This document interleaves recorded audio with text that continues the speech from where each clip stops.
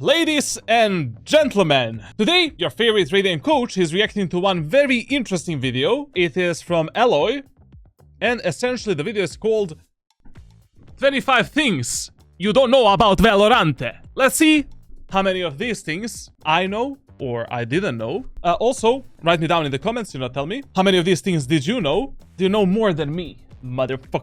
Let's start with the video. That were ultimately scrapped to being able to play and What happened with this agent design, man? I remember this in the closed beta, man. You're like an agent that can duplicate himself. Probably this was just Yoru at the end of the day. Like I don't know the storyline about that. being able to play in third person. Here are 25 Valorant facts you didn't know. Okay. Did you know that Jett used to be the most OP character in the game? Yeah. I remember the days like where literally when I was coaching players in Valorant, when I first started coaching players in Valorant, every single player that I coached for the first 9 months of my coaching was the Jett main. I wonder why everyone insta-locks her. She had 3 smokes that lasted for 7 whole seconds each. She could dash instantly at any time instead of only having a short window. Those were the good and her days! ultimate used to reset her knives after she gets a kill using right click.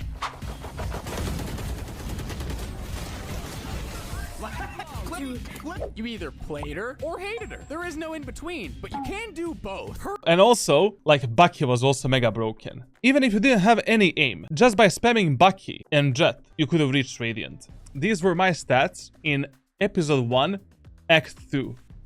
So, 15% headshot ratio. 15% headshot ratio. 143 ADR, 1.3 KD. My most used weapons. Bucky is there, bro. Bucky 47 kills, Shorty 98. Her kit made her usable on every map as well, so the meta was just dominated by cracked Jett players, even in official tournaments. Some Cypher cameras are really just wall hacks in disguise. Did you know that if you're playing on Fracture as Cypher, you could do these? I made a lineup so that you can place this cam on Fracture. I know this. I was watching Gosu Peak, and I think Gosu Peak is the first one that actually discovered this camera. The guy was really dedicated, man. I remember this was like a year or a year and a half, actually. I know this camera. Let's continue. Find out their plans. Speaking of Cypher and his cameras, here's an even stronger one than before. If you put your camera just right here before the round starts, you can actually see the enemy sprays through the barrier. That one is good. That one is good. I know about that, but the thing about that camera is like, I mean, yeah, you can get some early information, but it's not really the best thing ever, to do. Joked about the camera. And this one here was so annoying, man. Like, I don't know if this still works, but if this still works on Split, this was the most annoying thing ever. That enemies can see you before the round even starts.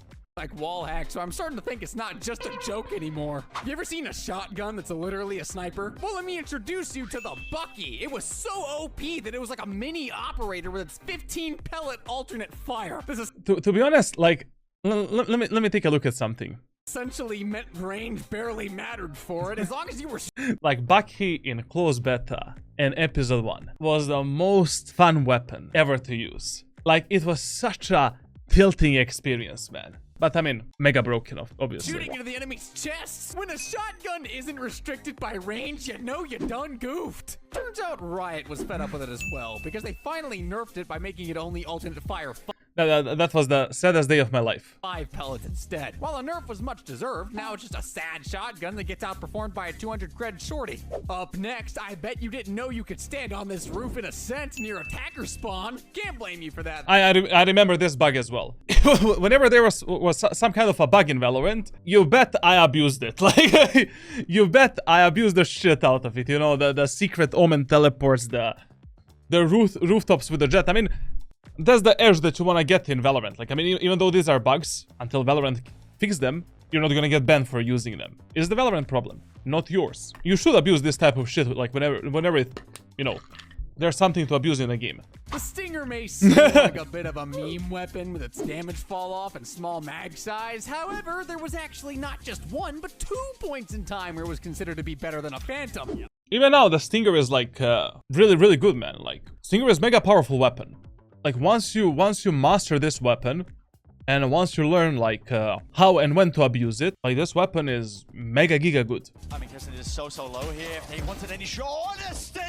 This gun has some very interesting history. It was strong, so Riot nerfed it. Then they buffed it again because no one was using it anymore, but it turned out to be so OP that they needed to nerf it yet again. Most of this gun's value comes from how cheap it is and how it's still usable from further ranges. As soon as Bucky got nerfed, I immediately switched to like Shorty and Stinger. Because Stinger and Shorty was like the new Bucky, essentially. Especially if you know how to use it. And if you thought pre-nerf Jett was bad as is, you clearly weren't there. The good old days, man. After this guy got released, and after he got nerfed, everything went to shit. The whole game changed. Valorant was like, no, we don't care about abilities anymore. Now the only thing that we care about is like, we want to make this game as close as possible to Counter-Strike. With a inconsistent RNG shooting mechanics. Fun. To experience just how much Chamber dominated every type of play ever since his release. He used to have 2 global trips, 2 teleports, and his ultimate was faster and only cost 7 ultimate orbs. I'm above you and behind you. Oh!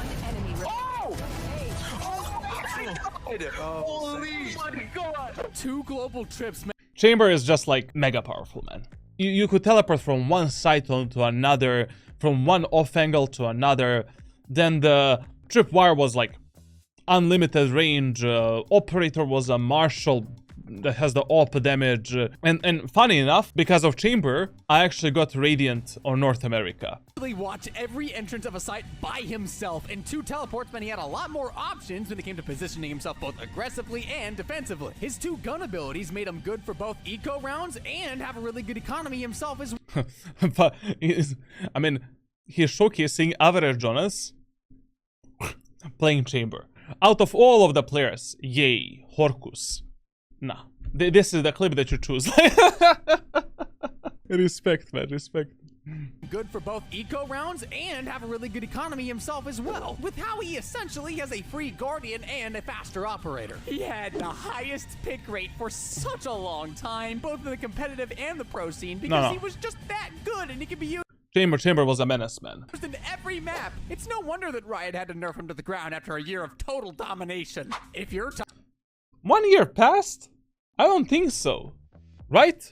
I think the Chamber got nerfed like immediately after the 2021 champions. And then the EA fell off like, and then the Cloud9, you know, split apart and stuff like that, like as far as I remember. tired of having to destroy ascent doors with a full magazine, here's a little trick to save the day. Just use Cypher's camera to destroy it. No, I know this was so stupid, man. Like, no. But to be honest, all of these bugs made Valorant fun for me. You can literally just place your camera beside it and it'll instantly explode. I swear this fricker is just the Omni tool. But if you don't play Cypher, then don't worry. It works with Raze's satchels as well. You just have to make sure you land one in the right spot. And if you thought that was all you could do with Raze's satchels, well, I wish you were right. There was a point in time where you were able to destroy Killjoy's ultimate. Yeah, like basically the Raze satchel was dealing tons of damage. Like in closed beta in episode 1, Raze satchel was dealing 75 damage to the body. Insta-activated. You could have killed like 2, 3, 4 enemies pushing the choke points if you just jiggle throw 2 satchels at them. With a singular one. And in case you were wondering, yes, this was even done in an official Valorant tournament. Come over and come back. Wall is broken. Wow. Did you just satchel? Did you? Yes. Oh my god.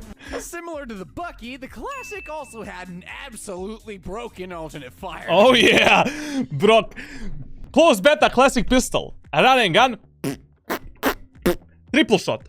Then you jump. You're not even using a left click. Doesn't exist with a classic pistol. Jiggle pick triple. Jump triple. And eventually you're gonna kill like 6 enemies. If the Sage revives one. make you just headshot enemies easily. Riot nerfed it, but thankfully it was a bit more of a balance adjustment because Look at that, the cleans class it is all. so strong as is. Riot essentially made its alternate fire more geared for close engagement, so people can't go spamming right-click as soon as their crosshairs on the enemy's heads.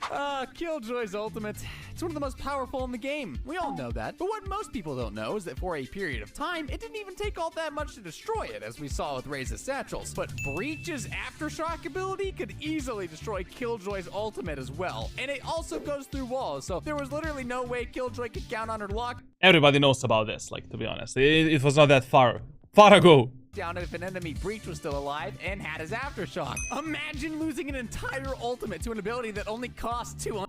Also, the Gecko Molotov could have destroyed the Killjoy ultimate, then the Raze nade could have destroyed it as well. Like, I mean, Killjoy's ultimate was really easy to counter, like, until a few months ago.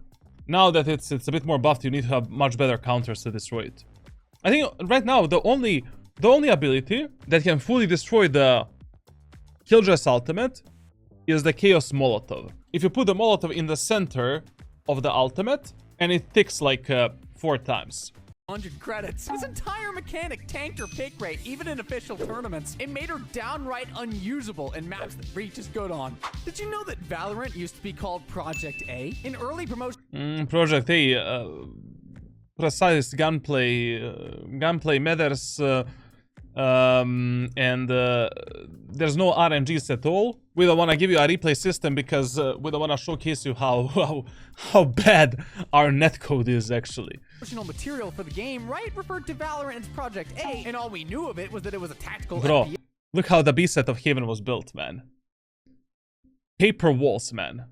I mean, even now you can spam some of these angles and walls, but this was like made out of paper. Yes, it had characters with abilities. It's crazy how fast time can fly, right? Talking about Valorant old days, did you know that Valorant used to look like this? There weren't even textures for the maps and proper models for the agents. I mean, no shit, Sherlock, like, every game is developed like that.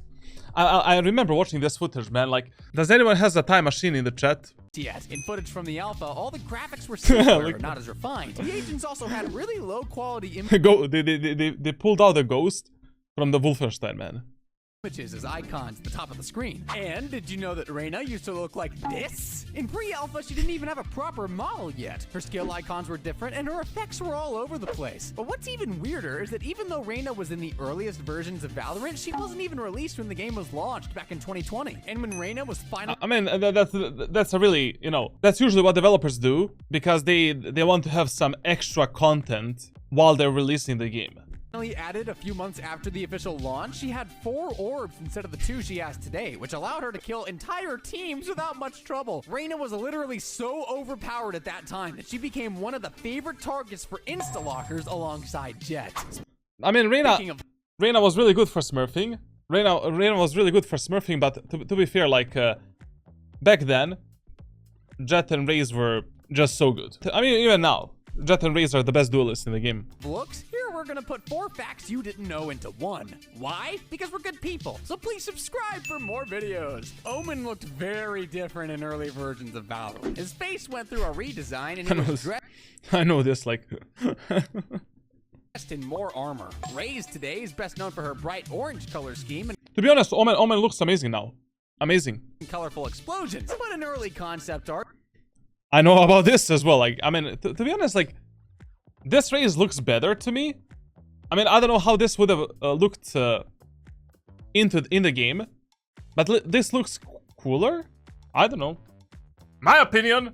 she looked like a whole other person. She had a predominantly purple color scheme, and her grenades and overall motif looked a lot closer to poisons than to actual explosives. Killjoy was even meant to be a robot first, as shown in this footage from early Valorant development times. And then there's the barely Thankfully, she was not, to be honest, because then I would not have that much porn to watch of Killjoy.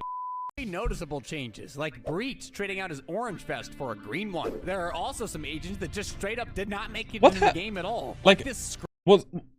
Like, this is the agent number 8. Is this confirmed to be like a Yoru? essentially. Wrapped agent called Shatter. Looks like he's made out of crystals, and his kit is very similar to Phoenix's and Yoru's. He was apparently supposed to have some kind of flash, some kind of grenade, and a decoy mechanic. People believed he was actually Yoru in early developments of the game, but then Riot decided to scrap it as Yoru seemed like a better option, so I don't know what happened to him. Another interesting fact about old Raze is that she used to have a different voice line for her ultimate, and honestly, I think it sounds better. One enemy remaining.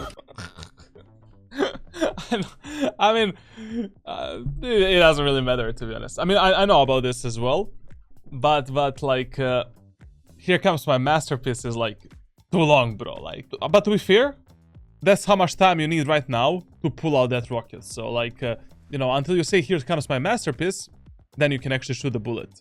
Shoot the rocket. The operator used to be the most broken gun in the game during the beta stage.